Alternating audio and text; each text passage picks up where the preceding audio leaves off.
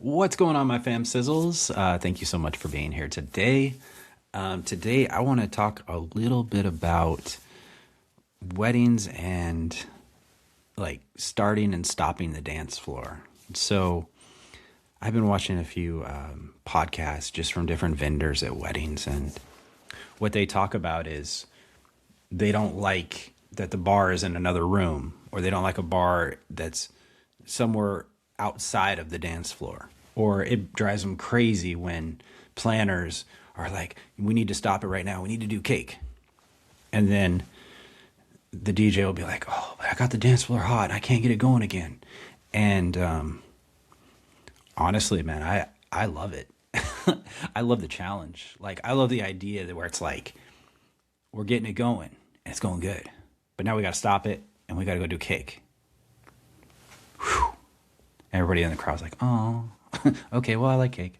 So everybody goes over, does their cake. You put on the cake cutting song. Now, what are you going to play to get them back out there?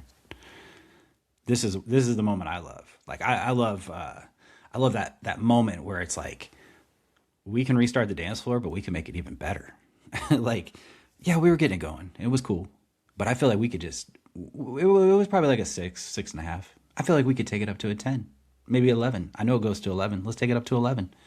And that's why I love DJing weddings, because there's always that challenge. Like, it's never the same. Like, you can't just be like, I'm going to go in there, play 1 hour, I'm going to kill it, everybody's going to be dancing and partying. It doesn't work that way.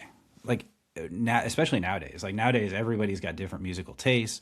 You got to really prepare for your shows.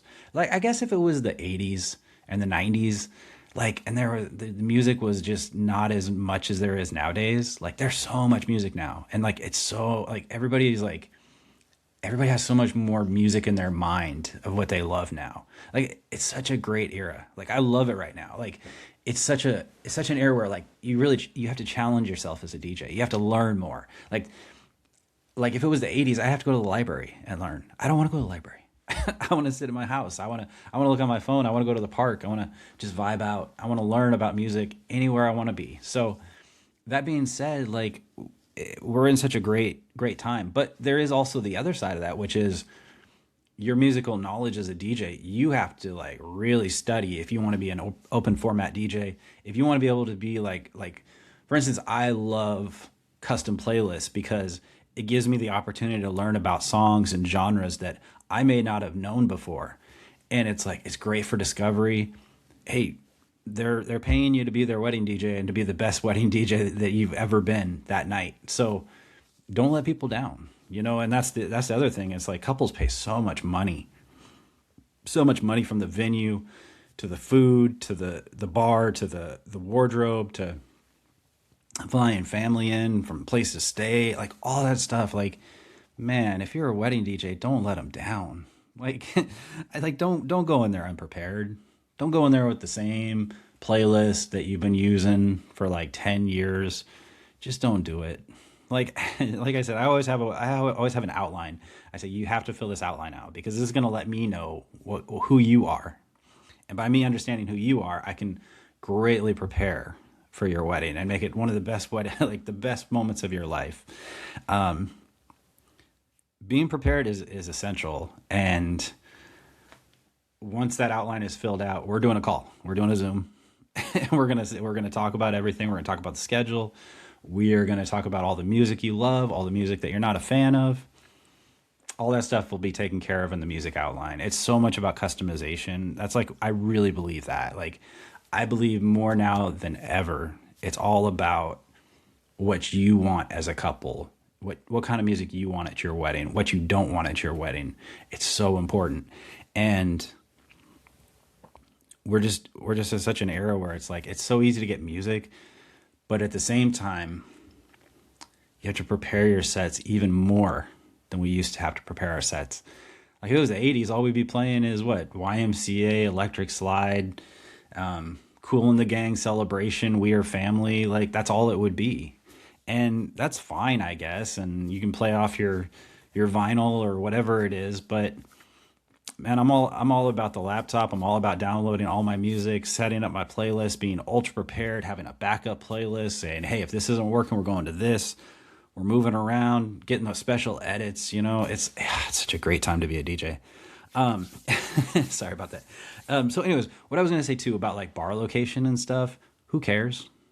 Like sometimes you need to walk outside and take a break from the music. I mean, music is fun and everything, but sometimes it's like, hey man, I need to get outside. I need to go take a breather, or I need to take a photo with some friends. Or that's another thing too. Like I hear different like vendors on podcasts talking about that too. They're like, well, they set the DJ up in this weird place, or they schedule like photos where they like exit everybody out of the building, and then the DJ has to recoup. And it's like, I don't know, I kind of like that. Like I like the challenge. Like it makes me a better DJ. Like it puts me in so many different scenarios where I'm forcing myself to learn and become better. And man, if we're not learning and becoming better, like I don't know what we're doing. Like just like as a person, as a human, like we have to become better.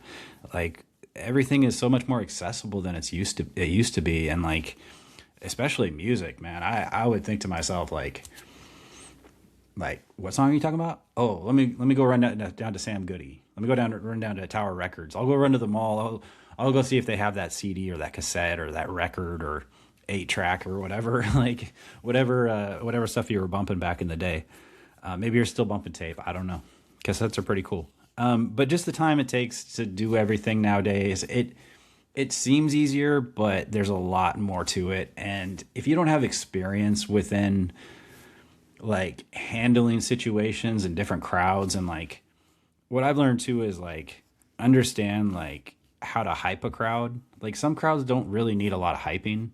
Like you can just go in there and be like, make some noise. I'll always talk to the couple about that too. Like, are you guys party people? Are you guys gonna be out on the dance floor? Or are you more like, this is for my friends and family? They may pull us out once or twice, but we're just kind of doing this for them. Versus, oh yeah, we'll be out there all night.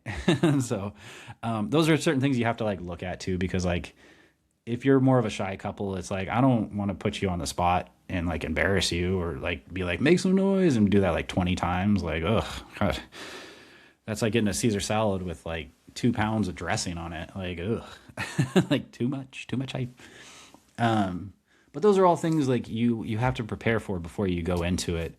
And I always look at it like what you do before the show it's gonna equal how that show is gonna look, how people are gonna perceive you.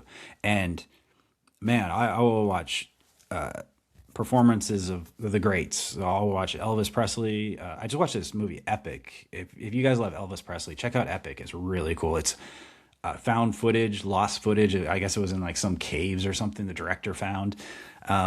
And then they put it together and they found like some old recordings of Elvis just sitting in his, like after a show talking about his whole life. And they put that over the bottom of it. And then they put the visuals over the top. They had to like recreate all the sounds and voices and everything from a lot of the footage. So it's really cool. If you're an Elvis fan, definitely check out Epic. Highly recommend it. It's mesmerizing. And like to look at somebody that performed as much as Elvis, and he was really one of the first like Vegas residency artists. Like, God, what a time to be alive. But he's just so much fun and playful, and the second you see him on stage, this man is prepared. He knows how to talk to an audience. He knows how to perform for an audience. He knows everything about him. Watching Michael Jackson footage from his performances from the 80s, 70s, he knew exactly what he was doing up there. You can always tell when somebody is prepared. So that's something that I don't take lightly. Like if I'm going to DJ your wedding, like I am not going in there light. I'm coming in there fully prepared. I'm coming in there to make sure I understand every aspect of what you want and you don't want. And it's just so important to, I don't know, just pre-think everything and make sure everything's laid out, Don't go in there, oh, we're just going to freestyle it. It's like, it's cool to think about, but why would you freestyle all that money that you're putting into it, all that time, that energy, the love?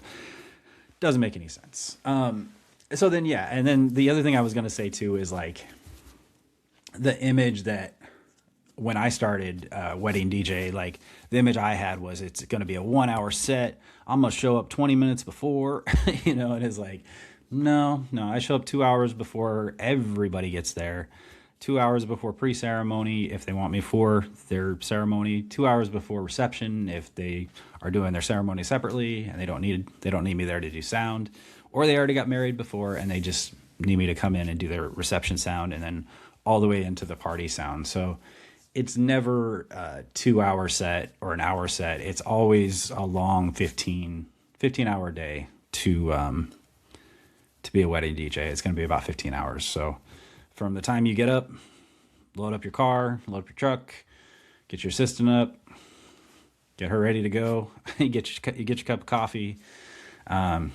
you head out the door and you head out to the venue. It could be 30 minutes away, could be an hour away, could be 2 hours away. All those things you have to play into account. When you take a job, I never take a job if I don't feel 100% like I should take the job. If I get a feeling like I'm not the right fit for this wedding, then I will up front just be like, you know what, I don't think I'm the right fit for you guys. However, there is a lot of other DJs that do weddings, and I think they might be a better fit for what you're looking for. So I never take a job just to take jobs. I'm very careful looking at the job, looking at what's involved in it. You can look at anything and be like, oh, this looks so simple. It'd be so easy. You just need me there for 2 hours. And it's never that. You're going to have to drive there. You're going to have to drive back.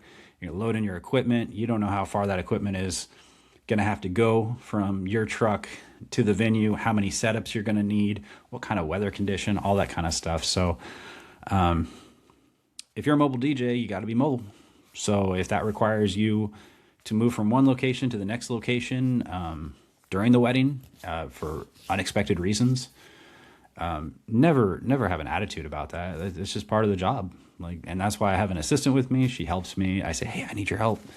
Can you help me out with this real quick? She's like, yeah, I got you. So move the equipment to where it's got to go, get the party going. Yeah, starting and stopping a dance floor, it's whatever. If you're experienced, you know how to do all that. Getting a crowd going isn't that hard. Everybody wants to celebrate. Just don't give them a reason not to celebrate. That's the worst thing. So anyways, yes, thank you guys so much for listening. I love to talk about this kind of stuff. It's something I take passionately, and I feel very blessed to be able to do it. So that being said, what kind of weddings are you going to this year? If you are, if you've been to some weddings in the past, what was like the best moment of the wedding? Was it the DJ? Was it the bar? Was it the ceremony? What part was it? So let me know. Tell me about any of your wedding experiences. I'd love to hear them. All right. We will talk to you next week. Bye.